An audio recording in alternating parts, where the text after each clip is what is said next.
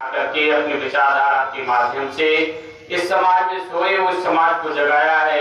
जो अपने आप को दीनहीन समझते थे, जो अपने आप को निर्बल समझते थे, जो अपने आप को कमजोर समझते थे, उनको गुरुवर श्री ने ही और उन महापुरुषों ने आकर के जगाया और आकर के आगे चल के समाज धर्म योद्धा बनकर खड़े हो गए। क्योंकि धर्म योद्धा बनना इतनी सरल बात नहीं होती है। जब हमें किसी योग गुरु का सानिध्य प्राप्त होता है, जब किसी ऋषि की चेतनाएं प्राप्त होती हैं, उन चेतनाओं का कितना हम उपयोग कर पाते हैं, कितना हम समाज को वितरित कर पाते हैं। क्योंकि गुरुवर श्री कहते हैं जब कभी किसी धर्म युद्ध की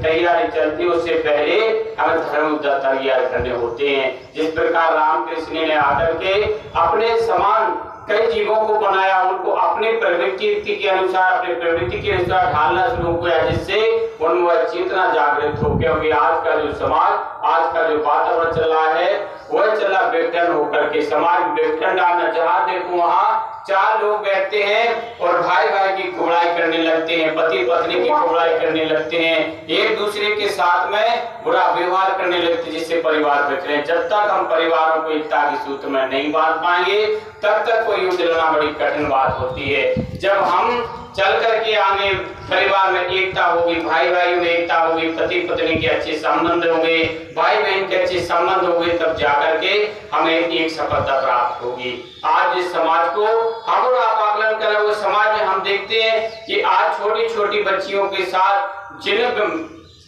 विवाहों के लिए इस देश और धर्म के लाने सोचना चाहिए वो है छोटी छोटी बच्चियों के साथ बलात्कार कर रहे। राजस्थान में इस प्रकार से घटना हुई, वह किस प्रकार से हुई, कहीं ना कहीं वह बच्चे भी हमारे सनातन के थे, वह दरिंदे भी हमारे सनातन के थे, लेकिन उनको कैसा पाठ में पढ़ाया गया जो आकर के न अपनी बिटिया को बिटिया मानते, न दूसरे की बहन बिटिया को बिटिया मानते हैं। जब तक हमारे समाज में संस्कारों की पूंजी, संस्कारों के विद्यालय, संस्कार हमारे घर में, संस्कार हमारे बोलचाल में, संस्कार हमारे रहन सहन में नहीं समाएंगे तब तक हम आगे को नहीं बढ़ सकते हैं। आज समाज का जितना पतन हुआ है उसका मुख्य कारण राजनीति और धर्माचार्य होते हैं। क्योंकि धर्माचार्यों को अपने मान सम्मान की भूख होती है, अपने घर परिवार चलाने की भूख होती है, और राजनेताओं केवल इस समाज को मूर्ख बना करके उनको लूटना, उनको ठगना, उनको नाना प्रकार से आहत करना, उनको पिछड़े ओर की जाना। जिस प्रकार से हम और आप सभी देख रहे हैं कि अभी चुनाव का समय नहीं है, सभी राजनीति शांति से बैठे हुए हैं। जिस दिन चुनाव का समय आएगा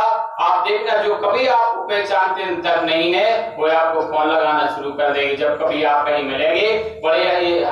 उतर के गाड़ी से आप जा रहे भैया कहाँ जा रहे हो, कैसा हो रहा है, कैसा हाल चला, सारी चीजें पूछेंगे। लेकिन वही गुरुदेव जी कहते हैं जब भारतीय शक्ति चेतना पार्टी का गठन नहीं हुआ था तब संगठन में कई लोग बढ़ चढ़ के भाग लेते थे, राजनीति उपयोग करते थे, लेकिन उन्होंने उपयोग नहीं दुरुपयोग ज्यादा किया। जब भारतीय शक्ति चेतना पार्टी का गठन हुआ कई लोगों ने कहा कि भैया आप लोग तो धर्म करने वाले हैं, अच्छे लोग हैं, और आपको तो राजनीति नहीं करना चाहिए क्योंकि राजनीति बहुत गंदी चीज होती है, कोई ना कोई तो सफाई करने के लिए चाहिए। क्योंकि केवल आपने राजनीति को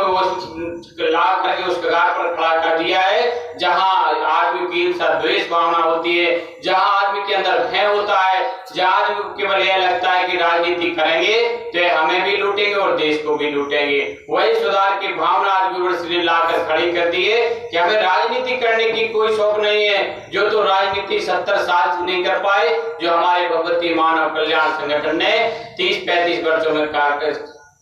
समाज में वह इतना बड़ा लक्ष्य खड़ा कर दिया कि करोड़ों लोगों को नशा मुक्त कर दिया। जो आत्महत्या की ओर जा रहे थे वह माँ का गुणगान करते हैं, जो देश और धर्म के बारे में नहीं सोचते थे वह नित्य आत्म कल्याण, जन कल्याण, विश्व कल्याण की भावना लेकर के घर घर जाते हैं, माँ का ध्वज लगाते हैं, माँ की आरती करवाते हैं, पूजन करवाते हैं। जो सनातन की ABCD तक नहीं जानते थे वह आज सनातन की विचारधारा जन जन में जाकर के फैला रहे हैं। इससे बड़ा परिवर्तन नहीं हो सकता है, क्योंकि यदि आपने किया है तो सड़क और पुल बन जाएंगे, लेकिन जब सबसे पहले आदमी के अंदर संस्कारों का यदि पुल नहीं बनेगा तो मझधार में डूबता ही रहेगा। हमारे